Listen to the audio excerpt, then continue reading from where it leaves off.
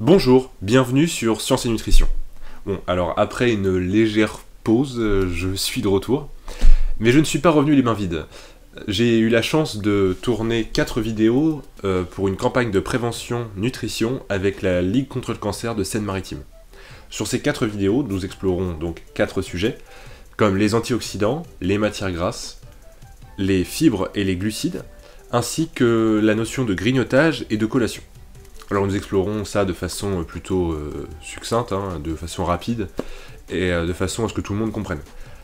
Donc j'ai pu faire la vidéo avec Mélanie Jean-Soulet, qui est chargée de prévention justement à Rouen pour la Ligue contre le cancer. Alors pour ceux qui n'ont pas déjà vu la vidéo, vous pourrez remarquer que nous avons eu quelques problèmes de son. La qualité est vraiment pas top, mais bon, ça se laisse écouter encore. Je vous prie de nous excuser pour ce désagrément, en fait, la caméra ne captait pas le son correctement, donc on a dû improviser un autre système d'enregistrement. Je vous laisse avec la première vidéo, qui sera sur la notion de grignotage et de collation. Donc je vais repartager les 3 autres vidéos prochainement. Alors restez jusqu'à la fin de la vidéo, car j'aurai besoin de votre aide. Je vais vous présenter 2 choses.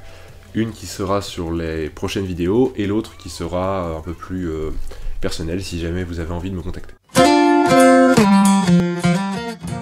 Bonjour et bienvenue dans cette vidéo de la Ligue contre le cancer. Je suis Mélanie Jean-Soulet, la chargée de prévention. Bonjour, je suis Valentin Douillet, diététicien nutritionniste et spécialisé en maladies. Alors aujourd'hui, nous allons parler du grignotage et de la collation. Alors déjà, Valentin, quelle est la différence entre les deux, entre la collation et le grignotage? Alors justement, les gens ont tendance à confondre ces 2 aspects, parce qu'on mange entre les repas. On a souvent tendance à oublier que la collation, ça peut être un repas justement en tant que tel. La collation peut permettre en fait de diviser un peu justement ces repas. Ensuite, le grignotage, souvent, ça va consister à manger quelque chose, souvent sucré ou justement dans la journée, comme ça, par exemple un petit biscuit, alors que ça fait 1 heure qu'on a mangé. D'accord. Et comment du coup les éviter ces grignotages?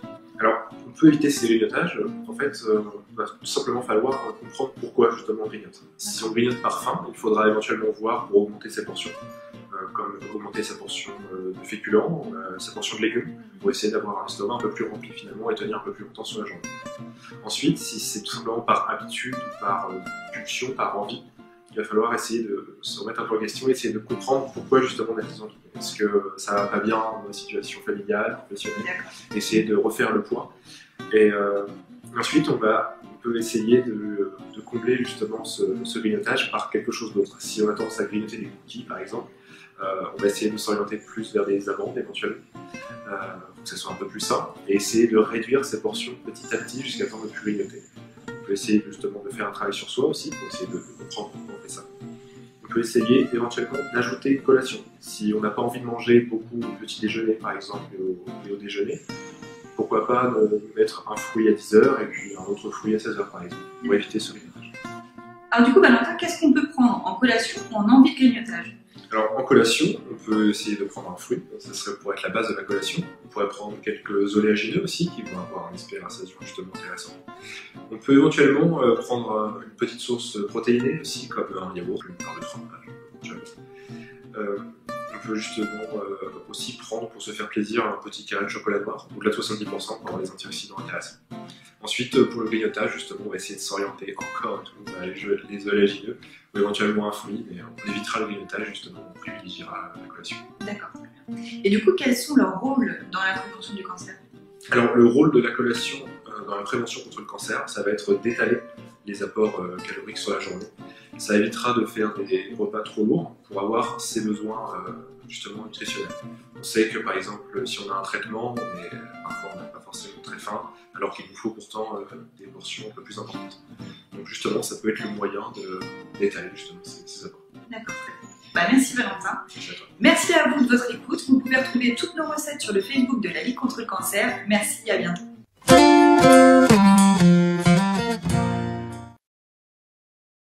Maintenant, passons aux choses sérieuses. Je sollicite votre aide pour m'aider à choisir les prochains sujets de vidéo. Donc ce que je vais vous demander de faire, c'est de laisser tout simplement en commentaire les sujets que vous aimeriez que j'explore. Que ça soit de près ou de loin, justement en rapport avec la nutrition. Que ça soit du sujet plus alimentaire, agroalimentaire, pourquoi pas le marketing de l'alimentaire aussi, ça peut être tout à fait intéressant. Ça peut être de la physiologie humaine, de la biochimie, des compléments alimentaires, le choix par exemple de certains aliments.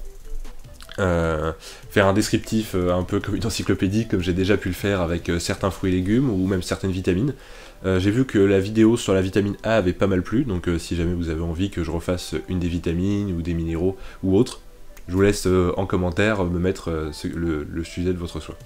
On évitera par contre tout ce qui est sujet un peu plus personnel en termes de prise en charge, comme de la perte de poids, qu'est-ce que je peux faire si j'ai ça. Justement, ça va être pour le deuxième point.